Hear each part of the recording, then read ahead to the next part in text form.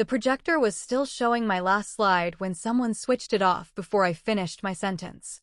That was the room I worked in every day, in an office tower in Austin, Texas. I had just walked the team through a new service model. Cauldron Pierce turned his silver ring once, slow, the way he always did before he cut someone off. He smiled before I even reached my closing line. "Let's stay realistic," he said. Then, to the whole room, he added that maybe someday this would make a nice student exercise. People laughed. Not everyone. Enough. Elias Finch, our CEO, didn't say a word. He just looked at his notes. I closed my dark blue notebook without a sound and slid it off the table edge, lining the spine up with the wood grain, the way I always did when a decision got hard. Nobody in that room knew the notebook held 11 months of sketches. Early service maps, pricing logic, 3 versions of a customer flow I had rebuilt from scratch twice. None of that mattered once Cauldron decided the idea wasn't his to admire. 2 weeks earlier, at a smaller meeting, he had taken my quarterly analysis and called it a team effort in front of the finance group. I hadn't corrected him. Correcting him in public had never gone well for anyone. A month before that, during a client presentation, he interrupted me after my very first sentence. "I'll explain it more simply," he said, and took the clicker out of my hand. The client nodded at him. Nobody in the room asked why he needed to take over that fast. I kept working. I kept my head down and my numbers clean, because that was the only language that seemed to slow him, even slightly, and even then only for a day or two. Iona Brooks, our senior financial analyst, sat 2 seats down from me in most of these meetings. She always set her teacup exactly on its cardboard coaster, even mid-sentence, even when the conversation got sharp. She never said much in front of Cauldron. She watched more than she spoke. After the laughter faded that day, Elias moved on to the next agenda item like nothing had happened. I wrote one line in my notebook. Not about the product. About the room. I wrote that ideas don't die in meetings. They get delayed until someone else claims the timing was theirs. I didn't know yet how literally that would turn out to be true. For weeks after that, the pattern held steady.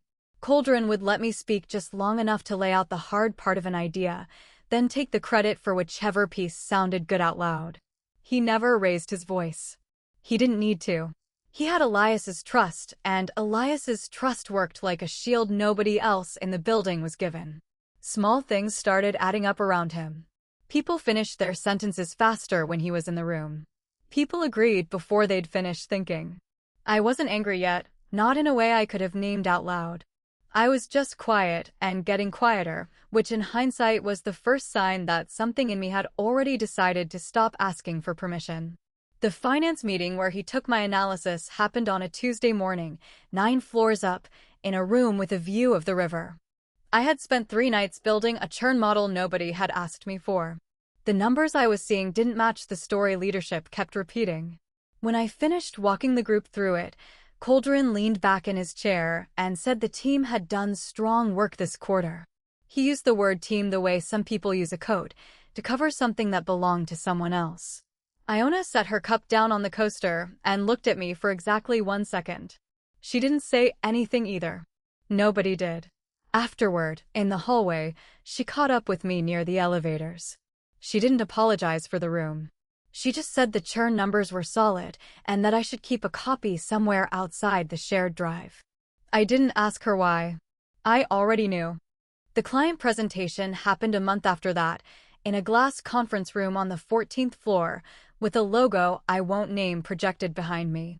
I had 1 sentence out before Cauldron stood, took the clicker from my hand without asking, and told the room he'd explain it more simply. The client's team nodded along with him, the way rooms do when someone speaks with enough confidence and enough volume. I sat back down. I watched him walk through my own slides as if he'd built them, and I watched the client thank him on the way out. That evening I stayed late, alone in the office, and opened my notebook to a blank page. I didn't write anything angry. I wrote a list instead, 3 columns, no headers. In the first column, every idea of mine that had been repeated back to the room by someone else. In the second, the date each one had first appeared in a document with my name on it. In the third, nothing yet. I told myself I was just keeping records. I didn't fully believe that even as I wrote it. Elias walked past my desk on his way out that night. He asked if everything was fine. I said it was. He didn't take off his glasses, which meant, in his private language, that he had no reason yet to be disappointed in anyone. His disappointment was a luxury reserved for moments that were loud enough to notice. Mine wasn't loud. It had been building for a long time in a register nobody in that building had learned to hear. By the end of that week, the pattern had a shape I could finally name. Every idea I raised went through the same 3 stages. First, silence in the room while I explained it. Second, a comment from Cauldron that made it sound smaller than it was. Third, the same idea returning weeks later, dressed in his language, credited to no one in particular, which in that building always meant credited to him. I stopped bringing new ideas to open meetings. I started writing them only in the notebook, at home, after the workday ended, where no one could turn a projector off before I finished a sentence. This was patience, I told myself. Looking back, it was preparation, even before I understood what I was preparing for. The notebook stopped being a place where ideas went to die quietly. It became the one place in my life Cauldron didn't have access to, and I started treating it that way, checking its edge against the table, keeping it closed in public, opening it only when I was certain no one was watching over my shoulder. There was a rhythm to how Cauldron operated, and once I saw it I couldn't stop seeing it. He never attacked an idea directly. He waited until it had almost finished forming, then reached in and softened it just enough that the room lost interest before it understood what it had lost. Let's Stay Realistic wasn't really about realism at all. It was a switch he flipped whenever something threatened to make him look smaller than the person who built it. For a while I counted how many times I heard that phrase. By the end of that quarter, the number had stopped meaning anything new. What mattered instead was what I did with the time between one humiliation and the next, and for a long while, the honest answer was nothing at all, just waiting, just writing, just closing the notebook and going home. The turn came on an ordinary afternoon, after a routine status meeting that nobody would have remembered a week later. Iona asked me to help her carry a few boxes of printed reports down to the conference room before the next session. It wasn't a big favor. It put me, for about 4 minutes, in a hallway I wouldn't normally have been in at that hour. Cauldron's laptop was open on the side table outside his office. He'd stepped away in a hurry to take a phone call, and in his hurry, he hadn't locked the screen. The document open in front of me was a product roadmap. I recognized it before I understood why I recognized it, because it was, almost word for word, the concept I had presented weeks earlier and watched him wave off as unrealistic. The author field carried his name, not mine. The creation date sat just below it, one single day after the meeting where he had smiled and told the room to stay realistic. I didn't take a photo. I didn't touch the keyboard. I stood there long enough to read the date twice, to make sure I hadn't misread it, and then I kept walking with the boxes as if nothing in my chest had just gone still. Next to the document, his calendar was open in another window. A board presentation was scheduled for the following week, titled with a name close enough to mine that no one outside that hallway would ever have questioned where it came from. I finished carrying the boxes. I said nothing to Iona. I didn't need proof on a camera roll. I only needed to understand, clearly and finally, that my idea hadn't been rejected at all. It had simply been taken, quietly, by someone who knew I wouldn't check the date. I set the last box down on the conference table and stood there a moment longer than the task required. Nothing about my face changed, at least not in any way I could feel from the inside. I thought about the notebook waiting in my bag, about every page in it dated weeks before the one on that stolen document. For the first time, the dates themselves felt like something worth protecting rather than something worth arguing about out loud. I walked back to my desk without stopping at Cauldron's office, without looking for him, without any urge to confront him in the hallway the way an earlier version of me might have. Something in that 4 minutes had rearranged the order of my thinking. Arguing had never once changed what happened to my ideas in that building. Proof, quiet and dated and kept somewhere he couldn't reach, seemed like the only language that might. I stopped arguing with him after that, and I mean that literally. I stopped correcting him in meetings, stopped defending my numbers out loud, stopped reacting when he twisted the ring on his finger and prepared to cut in. People noticed the change before I said a word about it. Iona noticed first. She started setting 2 cups down at our small table by the window instead of 1, and she never once asked why I'd gone quiet, which was its own kind of help. The real work started with Tarek Weldon, our former technical director, who had left the company 8 months earlier over a dispute nobody discussed openly. We ran into each other at a conference downtown. When I mentioned, carefully, the shape of an idea I'd been sitting on, he tapped the table twice with 1 finger before he answered, the way he always did when he was actually thinking instead of just filling silence. He said he'd been waiting for someone to ask him that exact question for almost a year. We started meeting in the evenings, after my regular workday ended, in a coffee shop that closed late enough to give us 2 full hours before anyone noticed either of us was gone. What we built was new, built from the version of the idea that had never made it into any company document, the version that existed only in my notebook and, now, in his head. Jocelyn Mercer handled the legal side. She was a corporate lawyer I'd met years earlier at a mutual friend's wedding, and when I finally called her, she listened for 20 minutes without interrupting once. When she read through the paperwork later, she underlined only the dates, nothing else, a pencil line under each one, and slid the pages back across the table to me without a word. She registered the new company through her own independent firm, entirely outside the hours I spent at my regular job. The rest of the foundation came together the same careful way. A bank account opened at a different institution across town, with no connection to the payroll system my paycheck ran through every 2 weeks. An investor conversation that happened almost entirely online. I'd booked that week off as vacation months earlier. I quietly canceled the trip and never told anyone at the office why. Tarek and I sat across a laptop screen from a small early-stage fund that had backed 2 of his previous projects, and by the end of that week, we had a signed term sheet nobody in my old office would learn about for a long time. Finding office space took the longest. We looked at 4 locations before settling on a small 2-room suite above a bakery, leased under the new company's name, a name that only existed on paper once Jocelyn's firm had finished the registration. I remember standing in that empty second room for the first time. No furniture yet, just morning light through a window that needed cleaning. Back at my regular job, the change in me kept unsettling Coldren in ways he clearly didn't know how to name. He was used to predicting me. He was used to watching me flinch, then push back, then eventually go quiet in the specific defeated way that made him feel steady. What he got instead was a version of me that agreed pleasantly, offered nothing extra, and left every meeting exactly on time.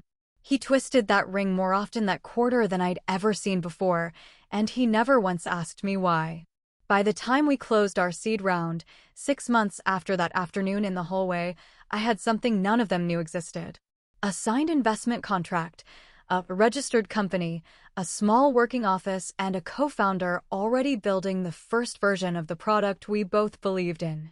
All of it had grown quietly in the hours after everyone else had gone home. The evenings blurred together in a way that felt, strangely, like relief rather than exhaustion. Tarek and I would meet with 2 laptops and a whiteboard marker that never quite worked, sketching the same flow I'd once presented in that glass conference room. This time, nobody stopped us before we finished a sentence. He'd tap the table twice, think for a moment, then rebuild half of what I'd drawn in a way that was somehow both simpler and stronger. There were moments that quarter when my 2 lives almost collided. Once, Coldren asked me directly, in a hallway, why I seemed so calm lately. I told him I'd stopped expecting the room to be fair, and that the stopping had made things easier. He twisted the ring on his finger, studied my face a second too long, and walked away without his usual closing line. That was the first time in over a year he hadn't told me to stay realistic, and the absence of it felt louder than the phrase itself ever had. By early spring, we had a prototype stable enough to demo, and a small pilot contract with a mid-sized logistics company Tarek had known for years. It wasn't much money. It was proof that something built entirely outside my old employer's walls could stand on its own in the market. By summer, that pilot had grown into a full contract, and word of it was starting to reach people in the industry who weren't supposed to know anything about us yet. That was when Jocelyn did her final pass. She spent a weekend going through the entire file and laid the documents out across her desk in the order they'd been created. Nothing overlapped with my employment. Nothing used their equipment, their client data, or their working hours. The only thing that connected the two companies was the idea itself, and ideas, she told me, quietly and without any drama in her voice, belong to whoever builds them first outside the room that refused to. I kept the notebook close through all of it, the same dark blue one from that first humiliating meeting. Its later pages held sketches for the new company now, dated the way I dated everything, carefully, a habit that had once been a private tic and had become something closer to a discipline. The evening I told Tarek we were ready to show the product somewhere bigger than a pilot customer's review, he tapped the table twice and thought for a long moment. Timing mattered more than the product itself, he said. He was right. We set our sights on the next major industry conference already on the calendar, in Chicago, only a few months out. It was the kind of event where every company in our space, including my old one, would be sitting in the same room at the same time. A year after that hallway in Austin, I stood backstage at a convention center in Chicago. The room was filling with people who represented most of the industry I'd once believed had no room for me. Our product had a booth by then, a real one, staffed by 6 employees who hadn't existed 18 months earlier. Coldren's team had a booth too, 3 rows away, close enough that I could see him from where I stood. The panel discussion that afternoon covered the recent history of our part of the market. The moderator had asked both companies, mine and my old one, to submit background materials in advance for a shared visual timeline. I hadn't thought much of the request. Everything we sent was already public record. Filing dates, patent applications, early investor materials. Nothing hidden, nothing dramatic, just the plain paper trail of how the company had actually come to exist. Coldren's team submitted their own materials too, confident their version of the story would simply sit beside ours without anyone comparing the two too closely. Both submissions had gone into the same conference system days earlier. The moderator had full access to the combined file when he built his slides for the shared screen. Halfway through the panel, the moderator pulled up that timeline, meaning only to show how quickly our part of the industry had shifted.